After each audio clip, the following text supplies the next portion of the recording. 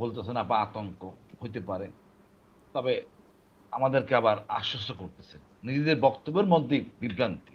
গোপনীয় চিঠি কিভাবে যমুনা টিভি পায় বলেন? আসলে কথা হলো কি আপা, কাউকে আশ্বস্ত করতে হলে বলতে হবে, দিক নির্দেশনা দিতে হবে।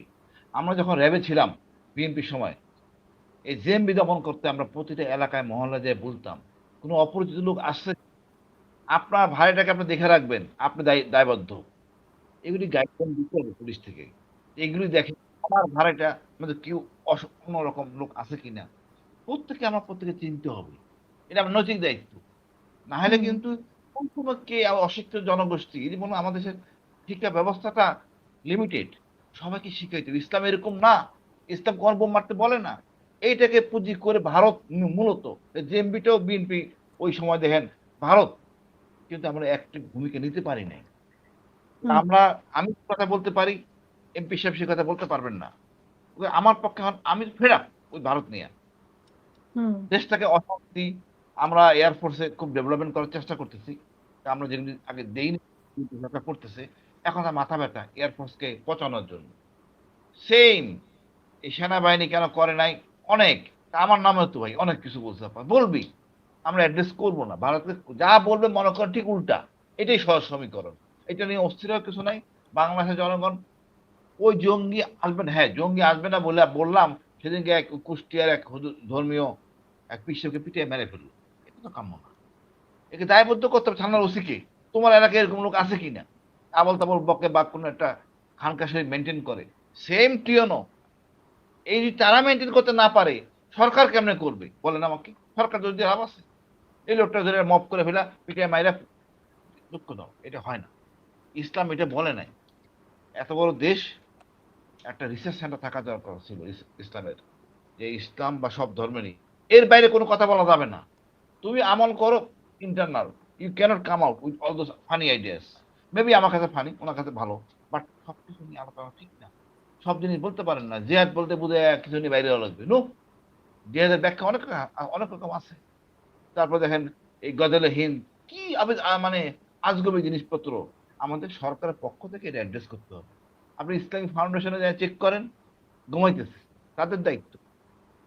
আমাদের সময় ওই সময় বিএনপির প্রত্যেকটা মাদ্রাসা কমিটিতে, মসজিদে জুম্মার নামাজের সময় হেদায়েত করা হইতো, কোন কাজ, এই কাজ করো, হুম আপনার আশেপাশে লোক দেখবেন, লোকজনকে দেখে রাখবেন, বুঝাবেন, ছেলে মেয়েদের গাইড করবেন, এটা কিন্তু হয় না তো।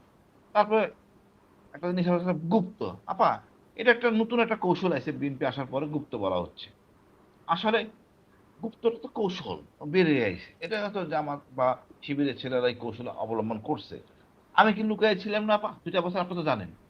হুম আমি হুম যারা হুম আয়নগর 22 আমি সালে, আপনাকে হ্যাঁ অনেকবার বলছিলাম যে আসেন আসেন, আপনি বলছেন না আমি এখন আসবো না পরে।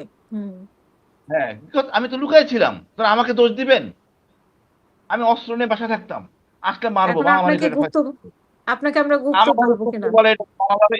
আমি তো মনে প্রাণে বিদ্রোহী ছিলাম। কথা হলো ভাই, এই জিনিসগুলিকে এইসব ট্যাগ দিয়ে কোনো লাভ নেই। যার যার কাজ আমরা করি দেশের জন্য করি, এটা উত্তম। এবং এই ভাই বললেন যেটা সারাউদ্দিন ভাইয়ের কথা, আসলে সারাউদ্দিন ভাইকে আমার কাছে ওই জায়গায় কষ্ট। আপনি এত কষ্ট করলেন, আপনি এত কষ্ট করলেন, আপনি বিচার আপনি চাইবেন না? কেন চাচ্ছেন না? আমি তো ওনাকে বলছি ভাই কেন, মানে মামলা করছি, বাট ওনাকে আরো উদ্যোগ, ওনার যে কষ্ট, এই যে মানে সিলেটে এখানে ফালাই দিয়ে আছে, কে ফালাইছে? আমাদের নিরাপত্তা বাহিনী জড়িত না? জড়িত না?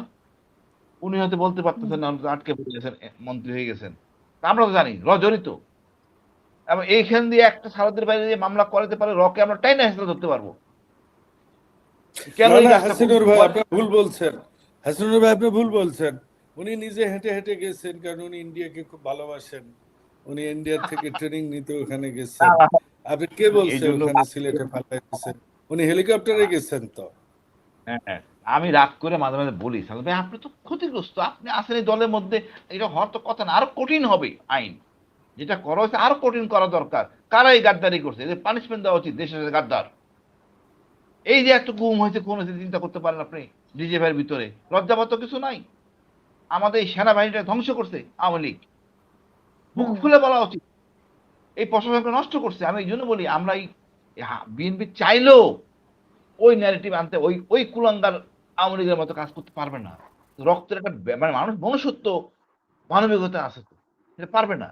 তো আমি বলি তুমি আপনি আরো অ্যাক্টিভ হয়ে বলেন, এই বিচার ঠিক মতো যেন করে, কঠিনভাবে। আপনি অবাক হয়ে যাবেন জিয়াউল হাসানের বোন যেরকম বিধ্বংসী কাজ করবে আইসিডিতে, বিশ্রী ব্যাপার। কোনো কাজই করতে পারতেছি না। এরে মামলা, হেরে মামলা, সেদিনকে উনি ১০ জন অফিসারের নাম চাইছেন। এসিআর টেসিআর সব লাগবে উনার। আরে আশ্চর্য! মানে কথা হলো এরা এখনো দমে নাই। এদেরকে দমাইতে হবে। আমরা নিজেরা কামড়া আকামি করতেছি, ওদিকে আওয়ামী লীগ শক্তিশালী হচ্ছে। এখানে দেখতে হবে। দেশটাকে ঠিক করতে হবে। সুযোগ পাইছেন, ২ দলই আপনি ২ দলই মজলুম।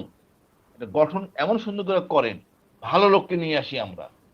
আমার খেয়াল আছে, আমাদের অর্থমন্ত্রী ছিলেন সাইফুল ইসলাম সাহেব। যতই নেতা নেত্রী যাই বসে কমিট করুক, উনি দিবেন না। উনার যেটা বিবেক করবে না, এটা ন্যায্য, উনি তা দিতেন। আমাদের ওইরকম লোক দরকার। রাজনীতি বক্তব্য অনেক রকম হবে, বাট এই যে স্টেক হোল্ডার যারা দেশের, তাদের হইতে হবে বুদ্ধিমান, জ্ঞানী। এবং দেখেন, এই যে পররাষ্ট্রমন্ত্রী হইতে দেয়, পররাষ্ট্রমন্ত্রী ৩ জন, কি ভাই আস্থা নাই? একজন হলো কি শামা ওয়াহিদা আপা, তারপর দিলেন একজন আমাদের হুমায়ুন ভাই আছেন, তারপরে আসলেন আবার খলিল সাহেব। ৩ জন লাগে পররাষ্ট্রমন্ত্রী। এটা অপচয় না? আমি জানি না, হয়তো দর্শন হুম, এরকম বা সুষ্ঠুভাবে হ্যান্ডেল করার জন্য। হ্যাঁ, দরকার আছে। ইন্ডিয়াকে হুম, হ্যান্ডেল করতে হলে কঠিনভাবে হ্যান্ডেল করতে হবে। বড় দুষ্ট।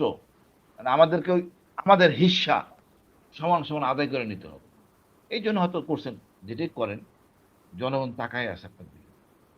২ হুম, মাস যায় নাই, ডিসাইড হবে। বাট আমরা একটু পরে করি। বাট বলা উচিত ছিল, হ্যাঁ আমরা করতেছি, যাচাই বাছাই করতেছি, এটা হবে না, হবে।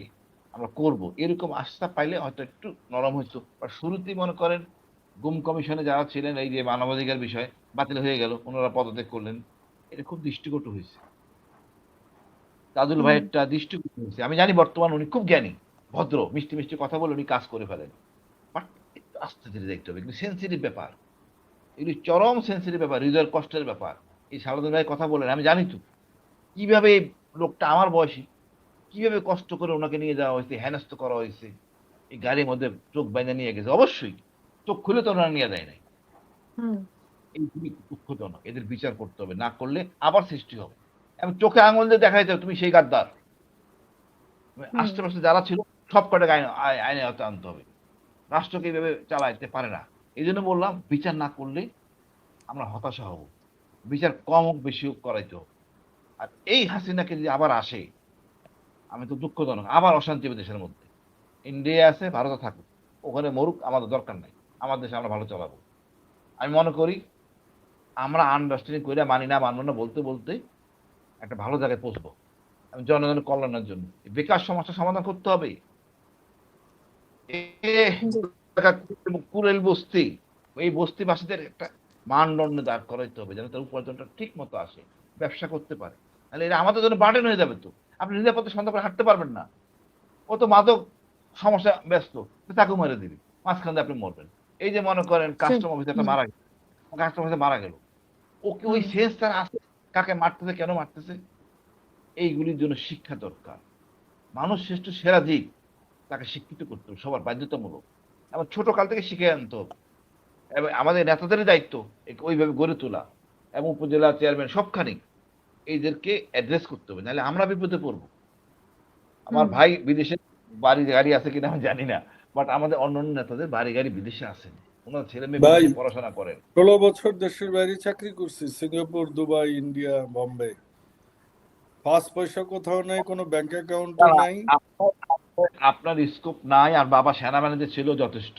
স্কোপ আমাদের ছিল মানদণ্ড ভাইজান, স্কোপ ছিল। আমাদের DNA তে এরকম। হেড অফ ফাইন্যান্স আচ্ছা আমরা ডাইরেক্টর ছিলাম সে আমি, কয়েকটা কান্ট্রি জি আমরা দেখতাম। শেষ করতে আই হবে। Had a lots hmm, of scope. জি না, অসংখ্য ধন্যবাদ। আলহামদুলিল্লাহ, আপনি করুন, যাই দেশের সাথে আলহামদুলিল্লাহ, থাকবে। আমি এখন থাকি মোল্লার টেকে, একটা ১৫০০ স্কোয়ার ফিটের বাসায়, কসাইবাড়ি রেলগেট নাম। আমার বন্ধুরা শুনলে খুব হাসে। কেন আপনার বাবা জি, বাড়ি পায় নাই? এরপর ২০ লোক, পর আরে ভাই পায়। আমরা ৭ ভাই ১ বোন। জি তারপর অনেক অনেক ধন্যবাদ।